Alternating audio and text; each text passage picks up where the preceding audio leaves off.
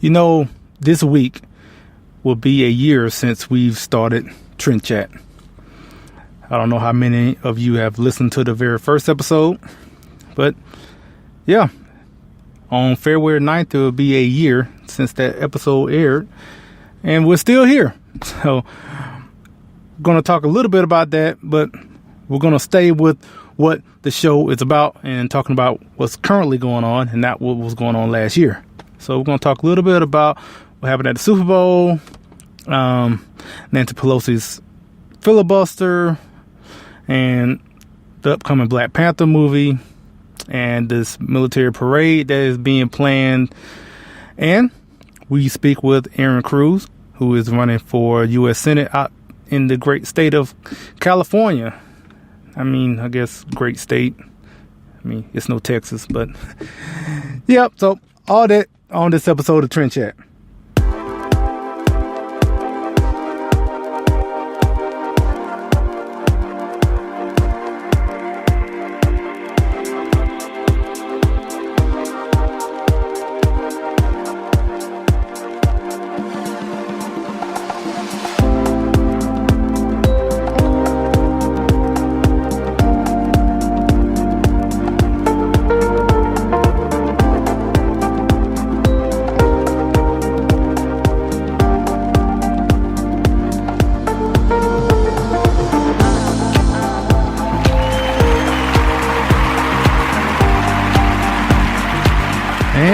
Welcome to episode 79. And like I said in the beginning, on February 9th, it will be a year since we started TrendChat. And that this sounded a whole lot different. Actually, this wasn't the music, and I'm pretty sure the sound quality was a whole lot, I guess cheaply made in a way. But I appreciate everyone that has been listening since episode 1, or if you haven't, hey, go back and listen to it. It's only 15 minutes because that's all I had back then. But yeah, so I guess let's start off how we normally do. Welcome to TrendChat. And if you want to connect with us, whether on Facebook, Instagram, or Twitter, it's all the same name, TrendChat 24/7.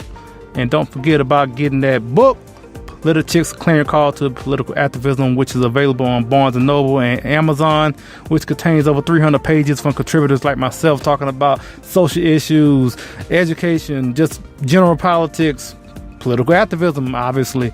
And it includes my article about being a delegate at the Republican National Convention back in 2016. So please get 500 or 600 copies if you want to. I mean, one would be great. I'm just saying you can go with 500. Pass them out to your Republican, Tea Party, or Democrat group. And, hey, whatever floats your boat, go ahead. Get the book and pass it around. So, like I said, it's been a year. And I guess I don't want to really harp on this too long. But all I want to say, again, as I say all the time, just thank you for listening. Whoever you are, and whatever time you're listening to this, just thank you for guess wanting to hear the rantings of a truck driver talk about particular issues, and I guess, talk with other people from time to time that you may be interested in listening to. I just think about where I was. I was in Denver, Colorado doing that first episode, and I actually was late because I couldn't find a place to park, and then I finally got my little headset on just so I can do the podcast. And like I said, it was only 15 minutes. And now we've expanded to 45. And after this year, who knows? I don't have any plans of stopping. I really enjoy doing this. It's fun. And kind of going back to like what I keep saying is that I appreciate everyone who is listening. And because if I remember back then, if just one person listens, I'll be like just ecstatic that someone even cared to listen. But obviously it's been more than that, because there have been 79. This is the 79th episode. So if just one person listened to every episode, it would have been just 79 people listening but it's been much more than that. It's been over 2,000, plays or listen, and I don't know how many downloads, but that right there, that's just for me. Like I said, a truck driver that's kind of just ranting and raving that I sometimes have to pull myself in, like I'm trying to do to myself right now. I'm just, my mind is blown. Just that people want to listen to the ramblings. I said the ramblings and opinions of Mr. Bledsoe, which is me. So, like I said, I don't want to harp too much on this. I definitely want to get through some of the issues, some of the topics. I guess if you want to bring up an issue, so Nancy Pelosi had a filibuster yesterday, talking for over 8 hours, and basically trying to a filibuster was primarily about talking about the dreamers, or the people who are covered on the DACA, and just trying to make the case that they should, do a deal or of some sort, or to in her eyes, I'm pretty sure she would just want amnesty all across the board, and I wouldn't play what I maybe would play, because I'm pretty sure she was very sincere in her and what she was saying in those 8 hours. I wouldn't play the baby crying. I'm not going to play that, because I'm pretty sure that she was just, really concerned about all those people who are maybe, may have to either go back to their home country or whatnot. I'm just saying, I would not play that. Hold on now. No, don't put, no. That's not what she was doing. No, not for 8 hours straight. She was not doing that. She was making a very intelligent, discussion. She was trying to bring something to light to the American people. And no, don't play that. No.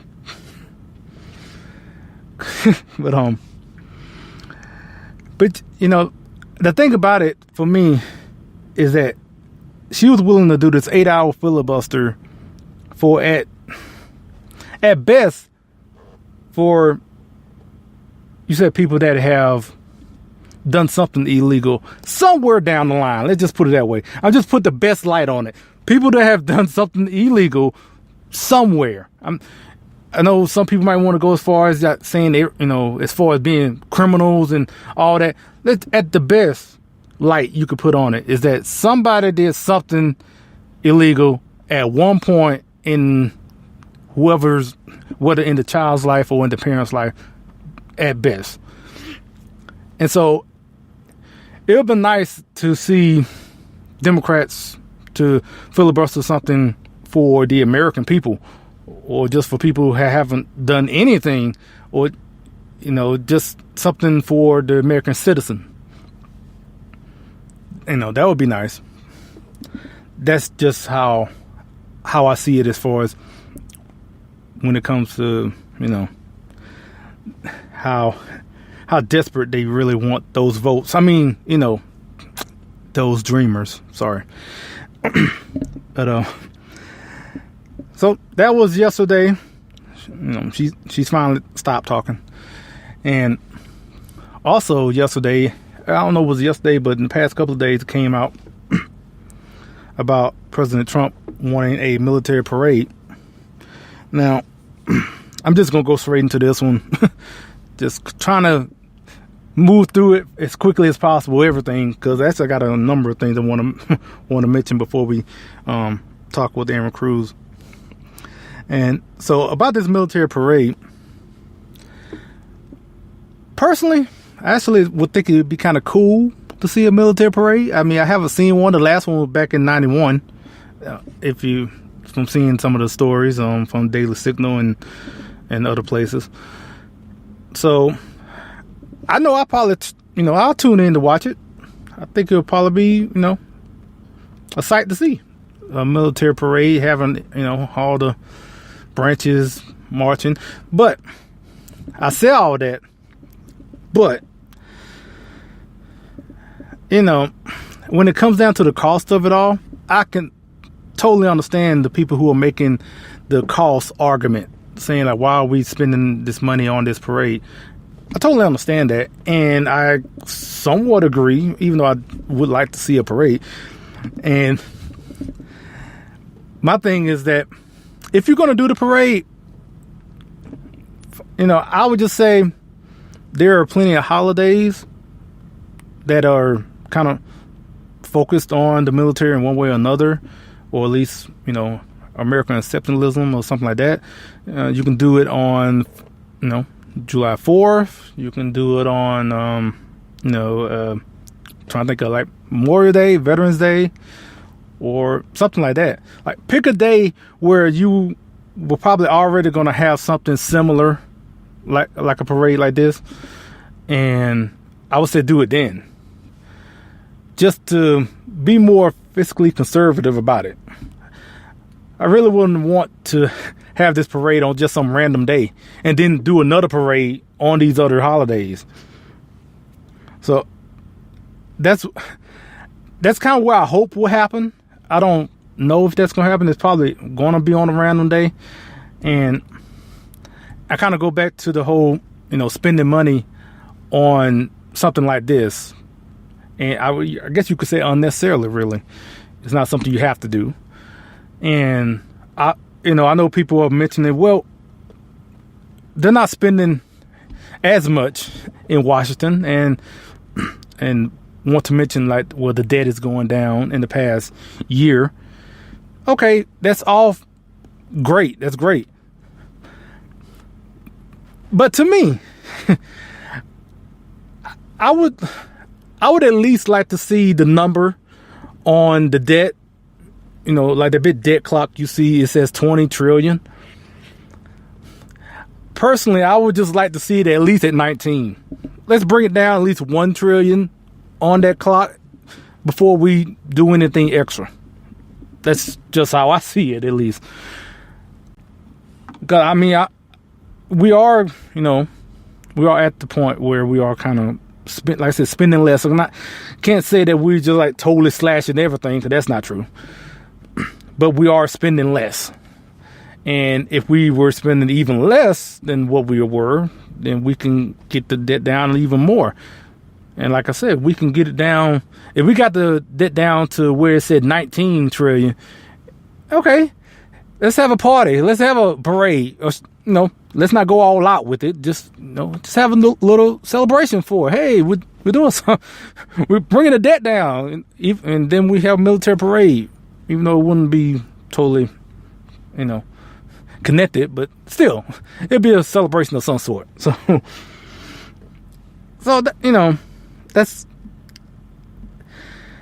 that's how I'm seeing the whole parade. Because I'm just thinking of the cost that's going to come in trying to put this together. I know it's not a lot in I guess in comparison to how much Washington spends on everything else.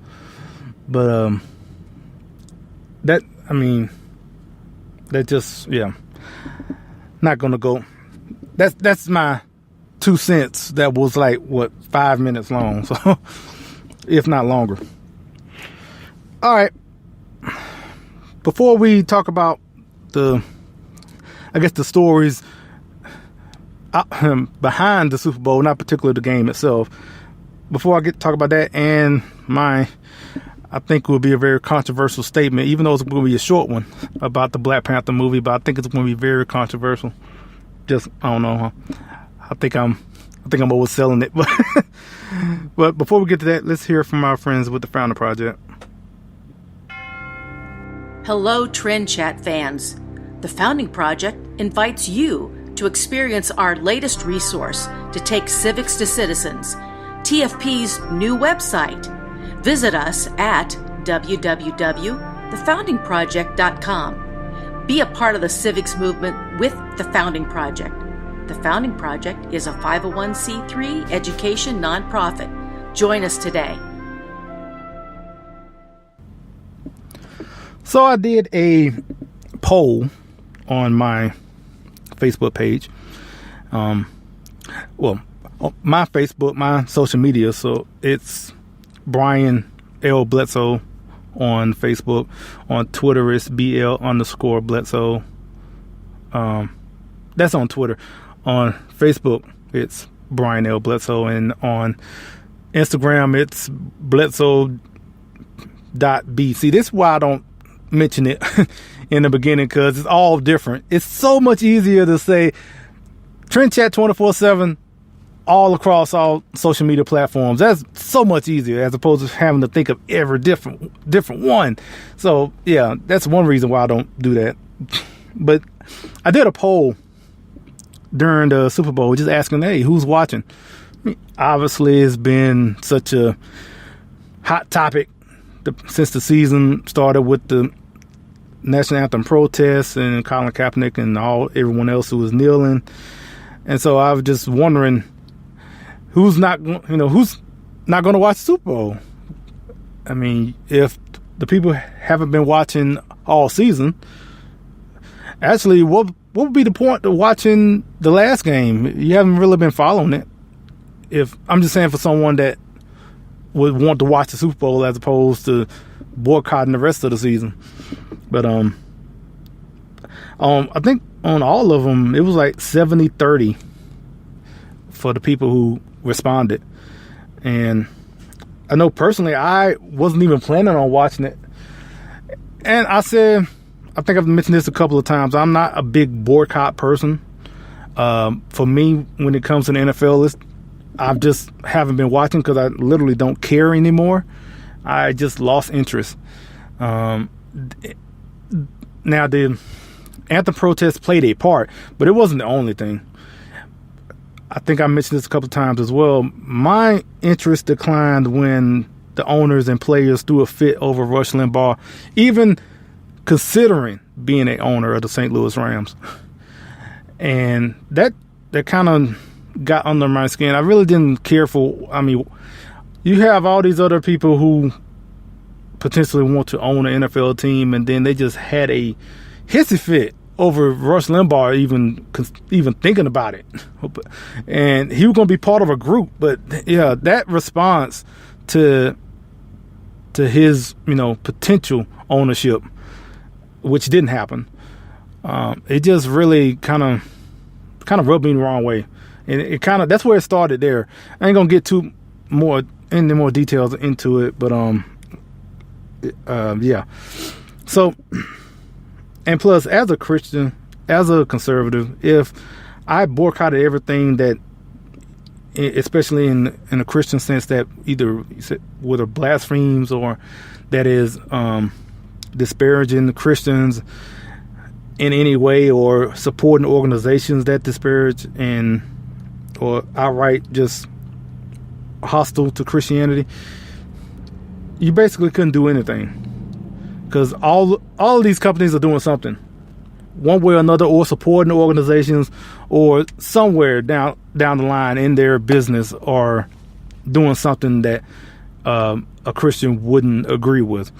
So, like I say, if I kept going down that line to boycotting everything that did something, I would literally have to make everything myself and do everything myself. I had to make my own fuel or make my own clothes, or basically become Amish in a way. So that's my deal on when it comes to boycotting. That's, like I said, something I mentioned before. And so, like I said, I didn't even plan to watch it, but I actually found out, I turned out to watch it. I was at a bar, so getting something to eat, and it was on, so I just stuck around and watched it. It's not like I'm gonna walk in the bar, turn that off. I'm not watching NFL, so or even try to find a place that wasn't playing. I'm just whatever. If it was on, whatever. So yeah, I saw it. Philadelphia Eagles won. Woohoo! They had a parade today, so hopefully they're not burning stuff down and looting like they did when they won. So which is just that was something I mentioned on Facebook. It's already bad enough, it's criminal, wrong to destroy public property or private property or someone else's property in general. Let's put it that way. It's already criminal to do that. It's just insane, stupid. What other words can I think of? Like, how dumb can you be to want to destroy someone's property because your team won? It's bad enough if you want to do it because your team lost. Like, you got that upset about a game if your team lost that you want to go out and ride in the streets. That's stupid in itself. But you won, right? You're like, yeah, we won the Super Bowl. Let's go blow up a car. Let's go loot some convenience store. And what's there's no logic in that. There's absolutely no logic in that. That's just sheer stupidity. That's all it is. I just couldn't believe it, even though that's, this is not the first thing. It was like one of the first things I saw right after the Eagles won. They showed a shot of people out there in the streets acting the fool. And then all of a sudden you start seeing the little bonfires. And then they just started pushing over cars and going into stores and looting. Why? Oh, anyway, it was just beyond dumb, idiotic. I'm just trying to think of words how stupid these people are. I hope all of them got caught. I know they all didn't get caught. I'm pretty sure, but I hope they all got caught, and I hope they all just are still sitting in jail and get the fullest extent of the law. I'm almost. It is so stupid.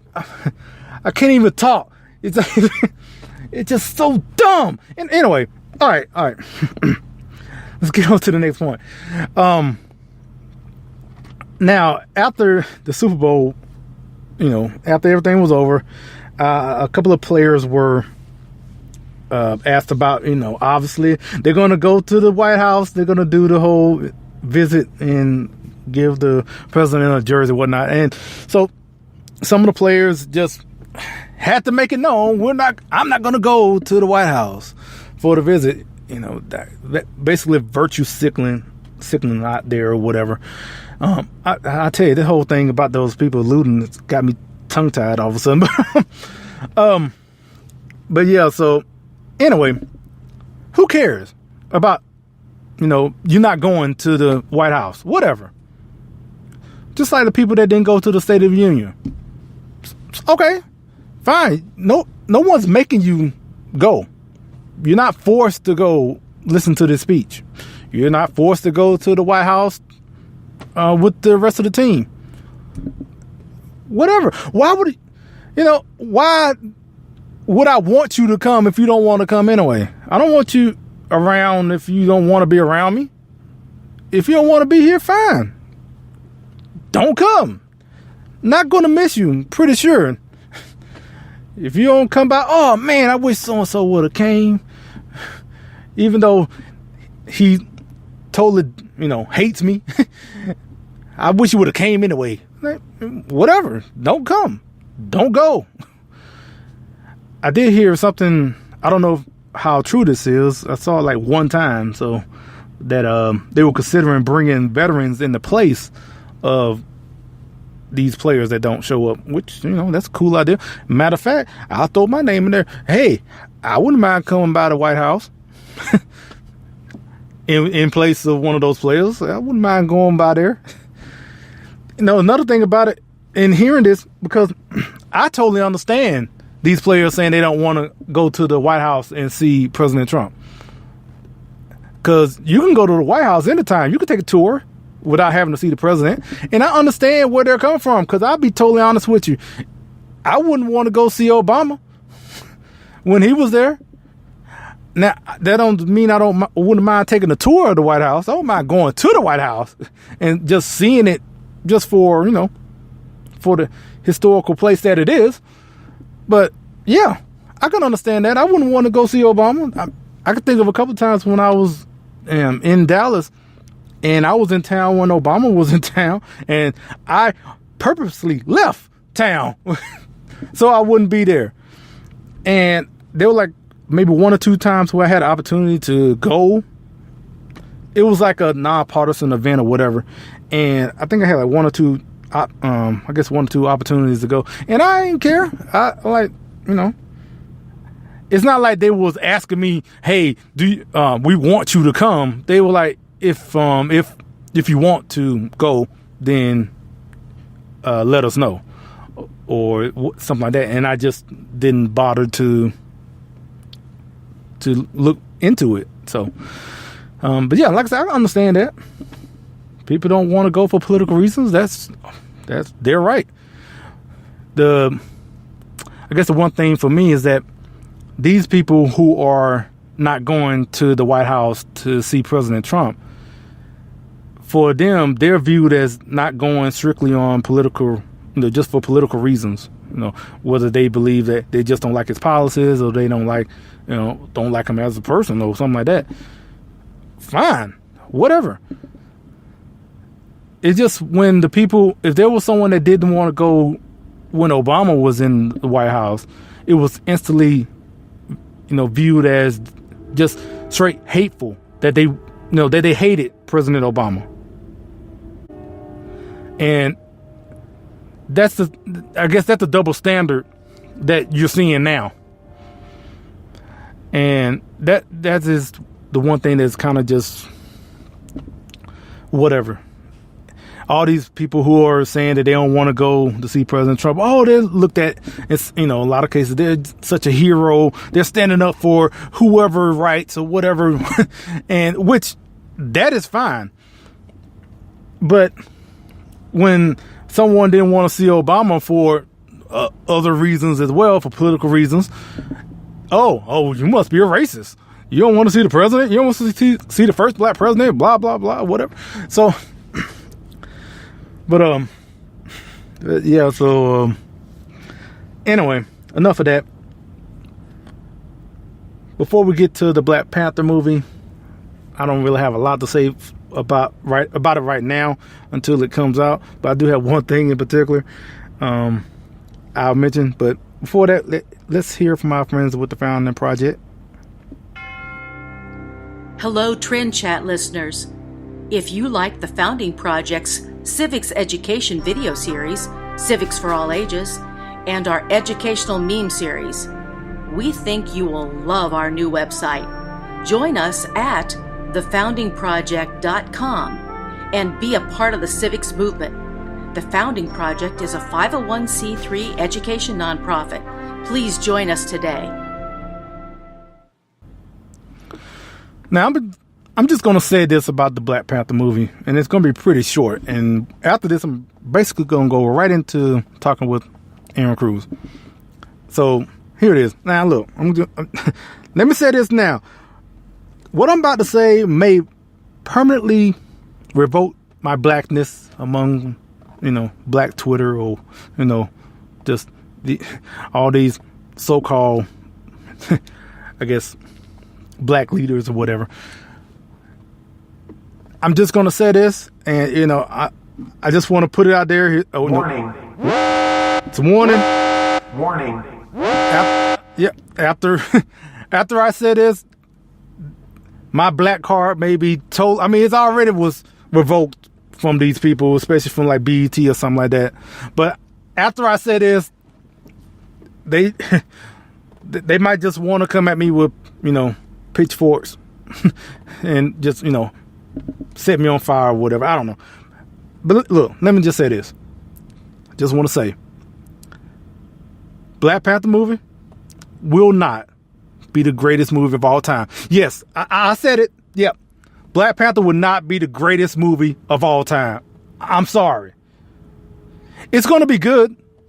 It's going to be just like all the other Marvel movies, and I'm going to watch it. And I'm pretty sure it's going to be, like I said, it's going to be good. It's going to be a good movie, but it's not going to be the greatest movie of all time. I'm just saying that because I'm seeing all these reviews. I mean, they are really hyping this like it's just the greatest thing since sliced bread. I mean, it's the greatest thing since since film was made. And I feel like they just really overhyping this movie, mainly because we're talking about a black superhero, and it's like I could just hear the white guilt in these reviews of some of these. And then, whether if they're black, then they're just going over the top about how great this movie is. This is going to be so good. Oh, and people said they're going to be coming out in dashikis and I don't know, whatever. Yeah, that was it. So I don't know. We'll see what happens. I'll tell you about my black status, in a future episode. So, all right. So we're going to talk with Erin Cruz, and we're going to just talk about her run for the U.S. Senate. So without further ado, here is Erin Cruz. Hello, this is TrendChat, and we are pleased to have speaker, radio talk show host, author, and she is currently running for U.S. Senate in the state of California. And she is looking to #Fire Feinstein. I am talking about Erin Cruz. How are you doing today? Hi there. I'm doing really well. Thank you for having me on your show and giving us some time to talk the issues and reaching out to your listeners. I guess the first question is probably something you've probably been asked a number of times, but I guess I should ask it now. Do you have any relation to Ted Cruz? No, I'm not related to Ted Cruz. I'm not. Everybody asks me that question. I'm not. Cruz is my married name, so it's a great name though. So I have no problems holding that in common. Like I said, I'm pretty sure you got that question plenty of times, so I almost feel obligated to ask that first. He's a good guy, as Donald Trump says. He's a good guy, so I don't mind sharing a name with him, even if there's no relation. Now, I've went through just a little bit of your resumes, so we could probably do a week's worth of a podcast going through all of your background. But just give my listeners a little bit about your background, and also when and how you got involved in politics. Okay, well, basically, right now, I am running for U.S. Senate, and I am a published author of a book called Revolution America, Communication Toolbox for the Modern Conservative American Woman. And that was derived out of 9 years or so of political activism and really working with the community. And I don't know if you go to the throwback of Tea Party and, rallies and fighting for freedom and all different people from all different parties coming together to try to push back on taxes and some of the oppressive things that were going on with healthcare reform, roll back down to 2009. When Barack Obama came in and tried to shove that down our throat and was successful. But in any case, before I was into political activism, I worked in academia. I worked in specialized human resources, and I was basically working with immigration, different kinds of contract analysts, and going through policies and procedures and giving recommendations. If you look at my background, you'll see international relations, a lot of immigration stuff. Now, if you roll back before that, I worked for a CPA firm and as a small business, basically worked from the ground up. Okay, and so when I say that, I started my career as a single mom. Okay, single mom working part-time, minimum wage. At the end of my career, I, has become fairly successful, if I might say. And so I have a vast background. I can go into all the details, but I'm a human. I'm a person. I'm just like everyone else. I'm not an elitist. I'm not a politician. I'm not a lifetime politician. I'm not a high-end attorney. I've lived in the real world. And I see the problems that Americans are facing, and I'm wanting to work with Americans to make change, to be the change we want to see. Given that you're in the state of California, I can think of a litany of reasons why you would want to run for U.S. Senate. Hmm. But I want to ask you specifically, like, what inspired you to want to run for U.S. Senate? Well, I told you about my book, and it's basically Revolution America. And I talk about being the change that we want to see, being the revolution in America and across America. And like I said, it's 10 years, almost 9 years of political activism. But after writing my book and releasing it, I've been promoting it and working on it. I got an email from my girlfriend, and she says, "Erin, there's nobody running against Feinstein." So I look, and yeah, there are a few people running against her, but there's nobody there I could vote for. And I'll be darned, I sat there, I thought about it, and my girlfriend says, "You need to run." And I said, "Me run for U.S. Senate?" Well, I don't know, But what it comes down to is this is bigger than me. And I thought about it, and I prayed about it some more, and I decided, you know what? I need to practice what I preach.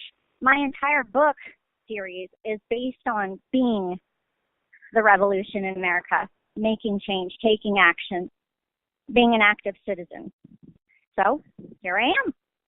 Well, when did you announce, and how's the campaign going so far? Well, I announced on January 1st. And so we are about a year behind in most campaigns.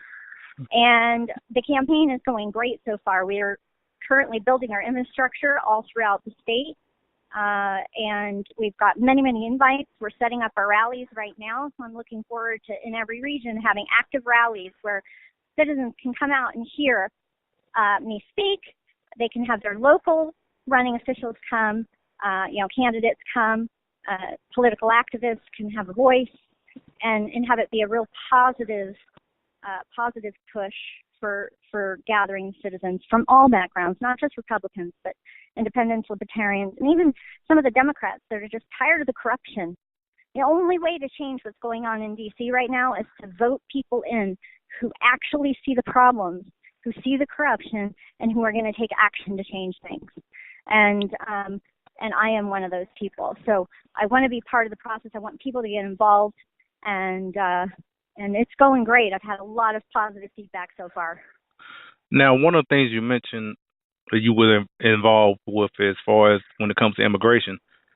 Now, obviously, there's a very hot topic right now up in D.C., and I guess what are your thoughts as far as what is being proposed? And also, I'm pretty sure that you differ a lot.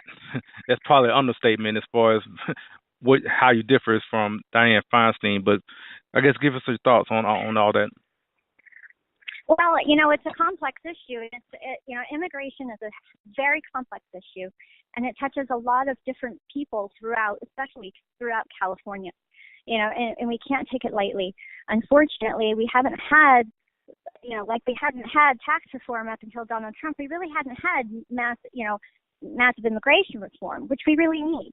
And so, in essence, what I would like to do is approach it as sensitively as we can. But my stance is pretty clear. We have laws for a reason.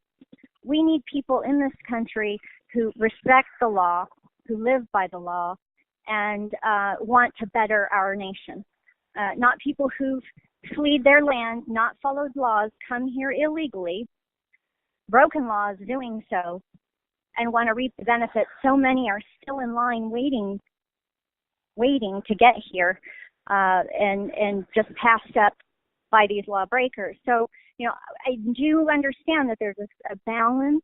There's a fine balance in the entire big picture immigration, because you have the dreamers, then you have the illegals, okay?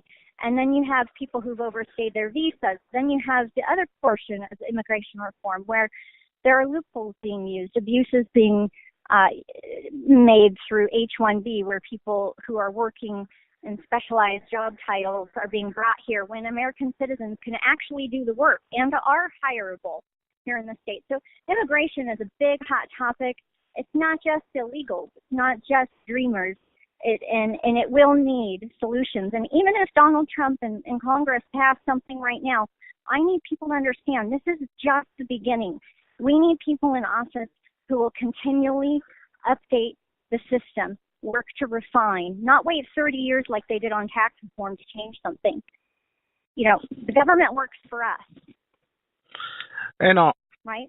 yeah, and so I guess the one thing I want to ask you as well is, I mean, I'm not well versed as far as in the primary how it works in California. So do you have other candidates running in the primary, or no, or just straight to the general? Yes, there are a couple of Republican candidates, but again, like I said, there was nobody running for office that I could vote for. And the reason why is there was something on their platform that I didn't agree with, or they were just too mediocre. We do not and cannot afford to have people running who are mediocre. We need people who are going to listen to the populace. I want to listen to not just Republicans, but Democrats, independents, libertarians. People have good solutions. As long as they're good solutions, they follow the U.S. Constitution. They're sound. They're freedom-based. We should be able to make change, come together and make change. And so, when I saw that there was lukewarm, I just know against Dianne Feinstein, we can't have a lukewarm candidate. We will lose. And I am here to win. So, this is a good opportunity for America and for California. Well, I would like for you to basically, I guess what they call like a stump speech. I want you to, everything that you like to, if we ever want to know about your campaign, let them have it. Mm-hmm. Well, I just want to let everyone know, like I had said, look, I am a Republican, but we really have to have a united effort across California and the United States. All right? And I am here to listen to you. If Congress members are going to serve you, they need to listen to you. Let me know what you're thinking. Let me know what you want to see from your U.S. Senator. Send me an email. My email is info, I-N-F-O, @erincruz.com. You can go and get involved in my campaign by going to voteerincruz.com and sign up for our email and join a group that's in your area and get involved. Be a part of the solution. And again, if you have any questions, send me an email. I'm here. I'm here for America, and I'm here for California.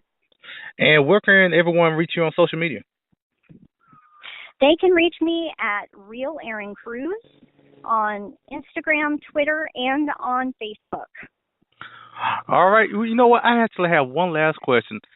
There was news about, I guess, one state to be called New California.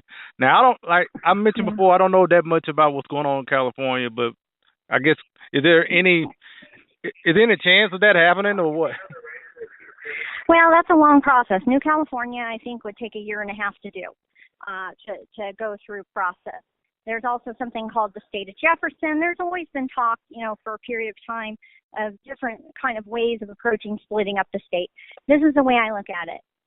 We are the United States of America. We are California. We need to be united. This is not the time when we have issues like we're facing across the nation and in the state to divide ourselves even further. If you have energy to split the state up, I would encourage people to rather work to hire the people that you want to solve issues in the state, because problems will follow you if you don't get to the root issue. And the root issue is the people. The people need to put the right representatives in office and take back the power that they actually hold. All right. And also, what is the dates for the primary? The primary is in, I think it's June 5th, Tuesday. Okay. And definitely, what was the website again? My website for the radio show is erincruz.com, ERINCRUZ.com, or for the campaign, it's voteerincruz.com. All right. Erin, thank you so much for your time, and hope to talk to you again soon. Thank you. Yes, be in touch. Yep, and thanks to Erin for joining us. And here we are at the end. That is another episode in the books. Once again, thank you so much. I'm pretty sure y'all tired of hearing me saying this, but I do really appreciate everyone who is listening. And until next time, we'll chat with you later.